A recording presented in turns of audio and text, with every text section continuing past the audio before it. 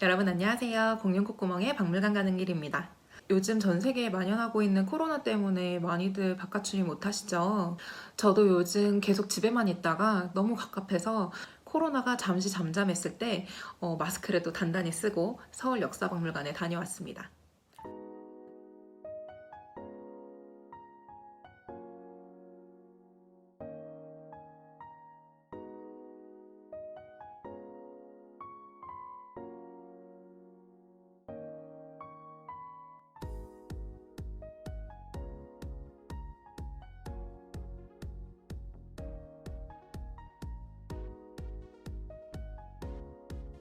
제가 다녀왔을 때는 평일 오후여서 그랬는지 몰라도 확실히 사람이 많지 않더라고요.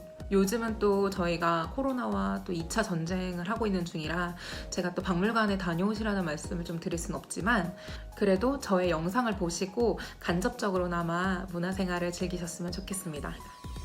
우리나라에 전차가 처음 개통된 것은 1899년의 일입니다. 그리고 세계적으로는 전차가 가장 먼저 도입된 시기는 1881년이라고 하는데요. 우리나라에서 전차가 처음으로 개통되었던 당시는 근대 문물을 계속해서 들여오고 있던 때였거든요. 그래서 세계적인 추세에서도 전차 도입이 굉장히 빠른 편에 속한다고 볼 수 있습니다. 전차는 전기로 운행되는 운송수단이죠. 그 말은 이미 조선시대에 전기가 들어왔다는 말인데요. 혹시 조선시대에 전기가 들어왔던 것이 언제인지 기억이 나시나요?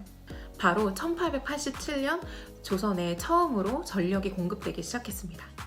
전기가 들어오기 시작한 지 12년 만에 한 도시 전체를 운영할 수 있는, 돌아다닐 수 있는 전차에 전기 공급이 가능했다는 걸 보면 그 당시 기술이 정말 대단했다는 것을 저희가 상상할 수 있겠습니다. 이번 전시는 크게 두 가지로 설명을 드리려고 하는데요. 하나는 전차라는 새로운 운송수단이 생기면서 어떻게 사람들의 생활이 변화했는지, 나머지 하나는 지금까지 남아있는 전차 문화를 살펴보도록 하겠습니다. 그럼 첫 번째, 전차로 인한 생활의 변화에 대해서 살펴보도록 하겠습니다. 조선시대까지만 해도 우리는 먼 곳도 대부분 걸어 다녔죠. 혹은 지위가 높은 사람들은 사람들이 직접 끄는 가마를 이용해서 이동을 하기도 하고 말을 타고 다니기도 했습니다. 하지만 조선 후기에 도입된 전차는 그동안의 어느 운송수단보다 더 멀리, 더 빨리 이동이 가능했는데요. 그래서 당시 사람들에게는 전차가 그들의 시공간의 개념을 모두 다 바꿔버리는 그런 계기가 됩니다. 예를 들면 용산에서 종각까지 걸어서는 한 1시간 반 정도가 걸린다고 하는데요. 사실 1시간 반이라는 시간은 제가 이제 지도 앱을 보고 확인한 시간인데요. 아마 과거에는 이 시간보다 훨씬 더 많이 걸렸겠죠?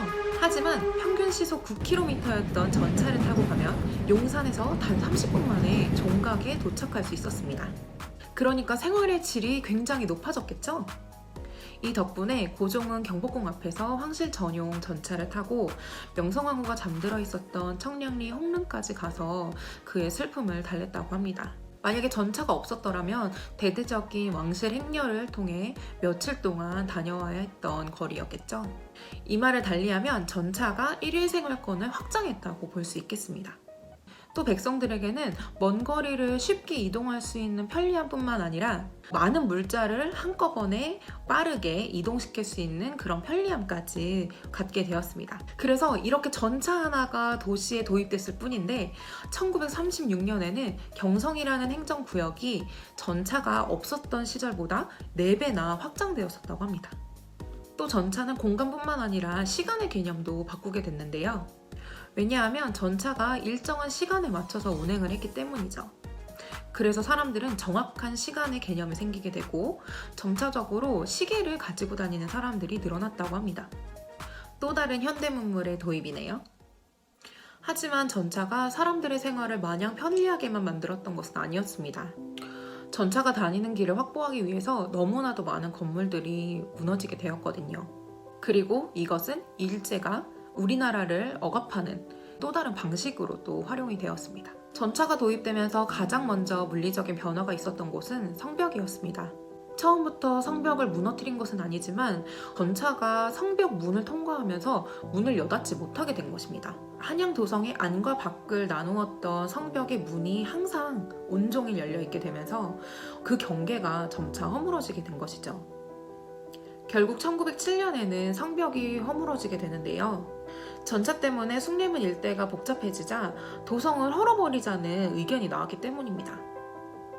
물론 이렇게 도성을 부수자는 의견은 일제가 앞장서서 하게 되었는데요. 도성을 허물던 그 해에 사실 일본의 황태자가 한양을 방문하게 되거든요.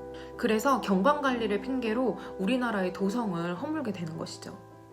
일제는 성벽뿐만 아니라 사대문도 전찻길로 이용하게 됩니다. 혹시 경복궁 옆에 덩그러니 남아있는 동십자각을 알고 계시나요? 이 동십자각은 궁궐을 지키는 망루였는데요.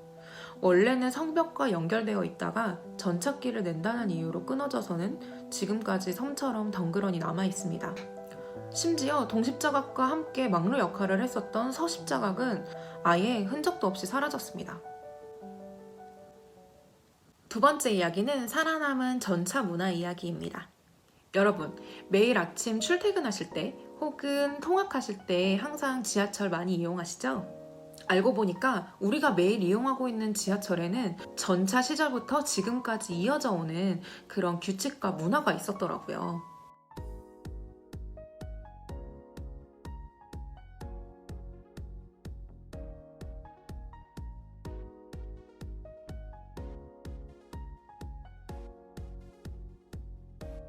전차가 사람들의 생활에서 점점 더 중요해지고 이용객이 많이 늘면서 전차는 늘 10,000원이었는데요. 이에 승객들의 불만이 점점 더 커지자 전차 회사에서는 승객들의 요구와 그리고 전차 회사에서의 요구를 각각 조사해서 협의점을 찾고자 했습니다. 승객들의 요구사항을 살펴보면 첫째, 가장 혼잡한 출근 시간에는 증차를 하거나 더 큰 차로 배차시켜달라. 둘째, 2세대 연속 일정한 배차 간격을 두고 운행을 해달라. 셋째, 정차하기 중간쯤 정류장을 이야기해주길 바란다. 였습니다. 사실 우리에게는 너무나 익숙한 얘기죠. 지금 우리도 출퇴근 시간에 지하철이 배차가 훨씬 더 많아지고 혼잡을 줄이려고 하고 있잖아요. 그리고 배차 간격도 2분에서 5분 정도의 간격으로 일정한 편입니다. 또한 정거장에 도착하기 전에 먼저 안내 방송을 해주기도 하죠.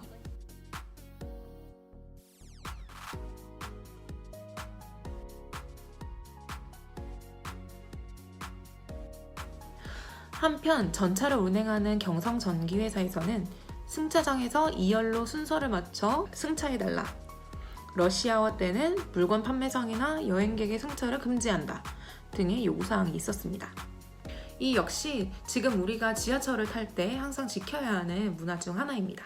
이외에도 학생들을 대상으로 전차를 타는 대신 걸어서 통학하라는 캠페인도 있었고요. 각 회사마다 출퇴근 시간을 달리해서 전차에서의 혼잡함을 좀 줄이고자 시차 출퇴근제까지 도입될 만큼 시간이 갈수록 전차의 불편함은 커져만 갔습니다. 결국은 버스와 같은 대체 교통수단이 생기면서 1968년에 전차 운행이 전면 중단되게 됩니다.